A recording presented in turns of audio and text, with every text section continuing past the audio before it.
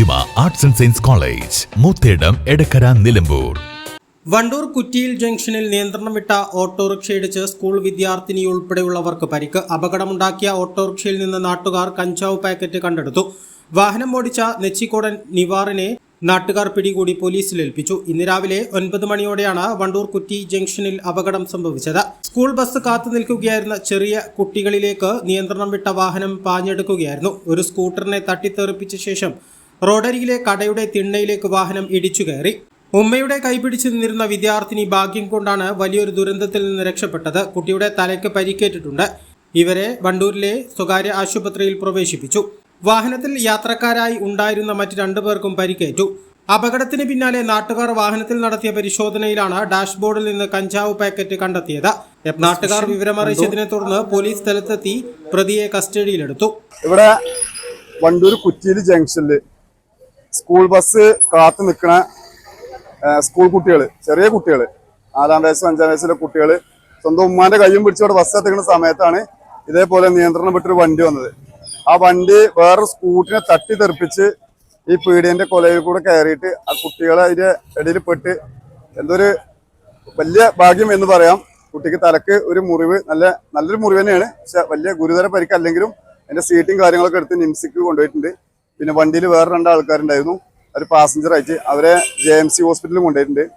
അപ്പോൾ ഇത് വാണിയമ്പലത്ത് ഓടുന്ന വണ്ടിയാണെന്നാണ് പറഞ്ഞത്.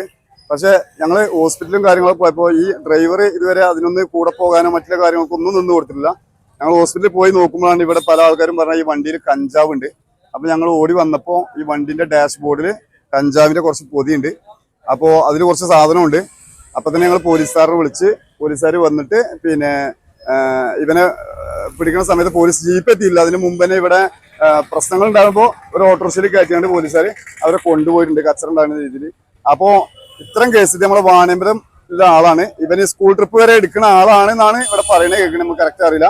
എന്തായാലും ഇത്തരം ആളുകളെ പിന്നെ ഇതൊരു സാധാരണ നിലയിൽ, ഇനിയിപ്പോൾ പോലീസുകാർ സാധാരണ നിലയിൽ കേസെടുത്ത് വിടാതെ ഇതിന് തക്കതായ ഒരു തീരുമാനം എടുത്ത് SP-ക്ക് വരെ ഇത് കൊടുത്തിട്ടുണ്ട് എന്നാണ് പറയുന്നത്.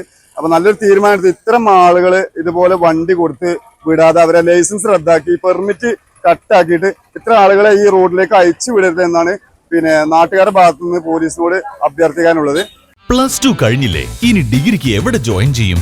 നമ്മുടെ തൊട്ടടുത്ത് ഇത്ര നല്ലൊരു ക്യാമ്പസ് ഉള്ളപ്പോൾ ഈ കൺഫ്യൂഷൻ എന്തിനാ? അതെ, ഫാത്തിമ തന്നെ. We provide BSc and BA in 4 disciplines. BCom in 3 disciplines, AICTE approved, BBA and Bachelor of Travel and Management with several industry relevant add-on courses. College location Edakkara Karulai റോഡിൽ മൂത്തേടത്താണ്.